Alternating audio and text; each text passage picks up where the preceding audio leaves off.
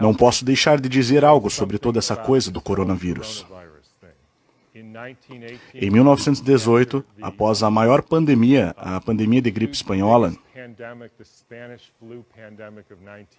de 1918, Steiner foi perguntado sobre o que era tudo aquilo. E ele disse que os vírus são simplesmente excreções de uma célula tóxica. Os vírus são pedaços de DNA ou RNA, mais algumas outras proteínas. Eles são expelidos da célula. Eles acontecem quando a célula está envenenada. Eles não são a causa de nada. A primeira maneira de encorajá-lo a pensar sobre isso é: se você é um famoso médico de golfinhos e estuda golfinhos no Círculo Polar Ártico há centenas de anos, ou pelo menos há muito tempo, e os golfinhos estavam bem...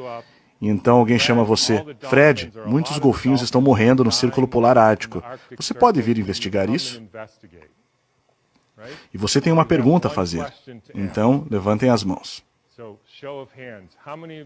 Quantos de vocês diriam: eu quero investigar um golfinho para ver a composição genética desse golfinho? Ninguém, porque isso seria estúpido. Quantos de vocês diriam: quero ver se esse golfinho e aquele golfinho têm um vírus, porque pode ser contagioso, e é por isso que todos esses golfinhos estão ficando doentes? Quantos de vocês diriam, com o perdão da palavra: alguém colocou alguma merda nessa água, como o Exxon Valdez? Risos. Alguma pessoa? Todo mundo. Porque é isso que acontece. E suas células são envenenadas. As células tentam se purificar excretando detritos, que chamamos de vírus. Se você verificar a atual teoria dos vírus, chamada exossomos, e o atual chefe do Instituto Nacional de Saúde dos Estados Unidos, dando uma palestra sobre a complexidade dos vírus, verá que isso está perfeitamente alinhado com o pensamento atual sobre o que um vírus realmente é. Eu tive um exemplo dramático disso quando eu era criança. Do lado de fora de nossa casa havia um charco cheio de sapos. E os sapos não me deixavam dormir à noite. Então, eu costumava bater nas janelas, porque na primavera eles faziam uma grande algazarra. Mas com o passar do tempo, os sapos se foram. Quantos acham que os sapos tinham alguma doença genética? Quantos acham que os sapos tiveram um vírus? Quantos acham que alguém tinha colocado DDT na água? Bem, foi isso que aconteceu. Doenças são envenenamento. Então, o que aconteceu em 1918? Houve uma enorme pandemia e, como toda pandemia, dos últimos 150 anos, houve um salto quântico na eletrificação da Terra. Em 1918, final do outono de 1917, houve a introdução de ondas de rádio em todo o mundo. Sempre que você expõe qualquer sistema biológico a um novo campo eletromagnético, você o envenena, mata alguns e o resto entra em uma espécie de animação suspensa. De modo que, curiosamente, eles vivem um pouco mais e mais doentes. E então, na Segunda Guerra Mundial, veio a próxima pandemia, com a introdução de equipamentos de radar por toda a Terra, cobrindo toda a Terra com campos de radar. Foi a primeira vez que os seres humanos foram expostos a isso. Em 1968, houve a gripe de Hong Kong.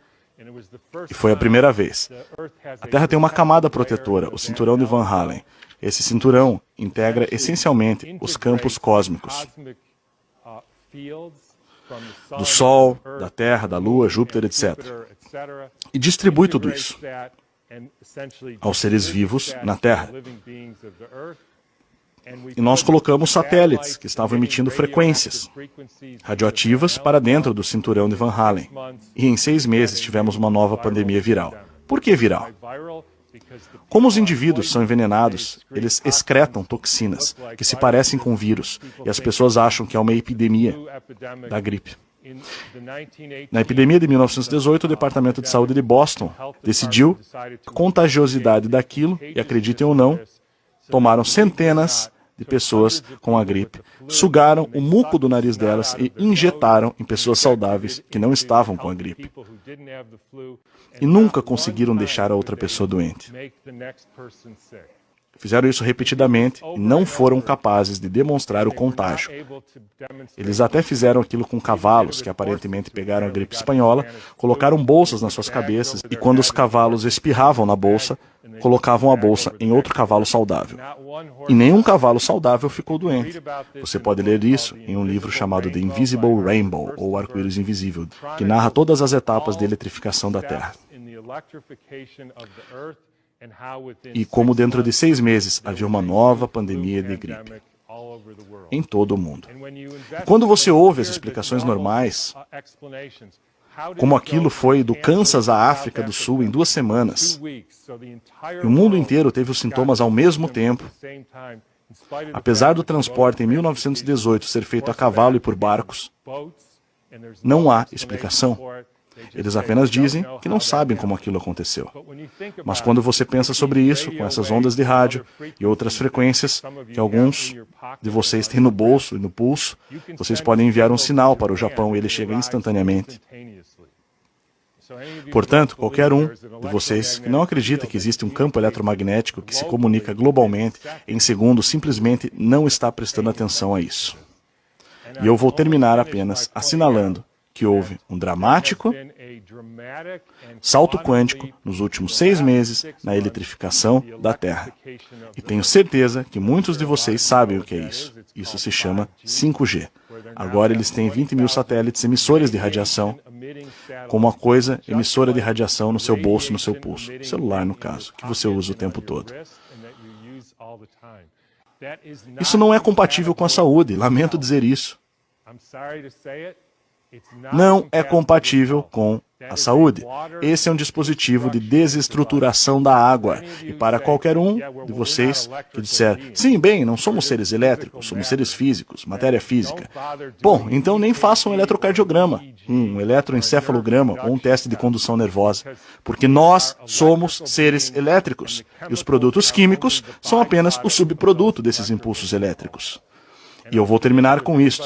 Alguém quer adivinhar qual foi a primeira cidade completamente coberta com 5G no mundo? Wuhan, exatamente. Então, quando você começa a pensar sobre isso, nós estamos em uma crise existencial aqui, pessoal. Coisas que a humanidade nunca viu, e eu não quero parecer um profeta do Antigo Testamento. Mas isso é algo sem precedentes. Colocar 100 mil satélites dentro desse cobertor da Terra, campo eletromagnético no caso.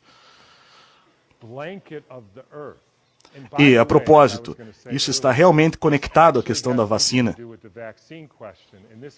Isso ficou claro para mim recentemente. Há cerca de 1 ano recebi um novo paciente que estava totalmente bem. Ele trabalha como eletricista, instalando sistemas Wi-Fi para pessoas muito ricas. A propósito, os eletricistas têm uma taxa de mortalidade muito alta. Ele estava bem, mas quebrou o braço surfando e eles colocaram uma placa de metal no braço dele. E 3 meses depois, ele nem conseguia sair da cama e tinha irregularidades no coração. Foi um colapso total. A susceptibilidade tem a ver com a quantidade de metal que você tem no corpo, bem como com a qualidade da água nas suas células. Portanto, se você começar a injetar alumínio nas pessoas, elas se tornarão receptores para absorver cada vez mais campos eletromagnéticos. E essa é a pior situação para o tipo de deterioração da espécie que estamos enfrentando agora.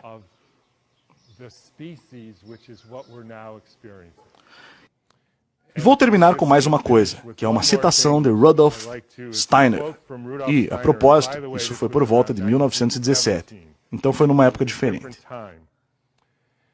No tempo em que não havia correntes elétricas, quando o ar não estava cheio de influências elétricas, estamos falando de 1917, era mais fácil ser humano.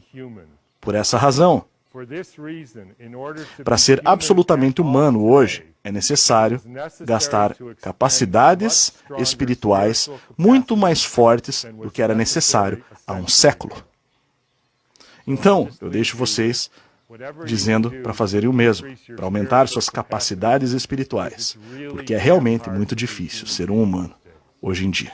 Obrigado pela atenção.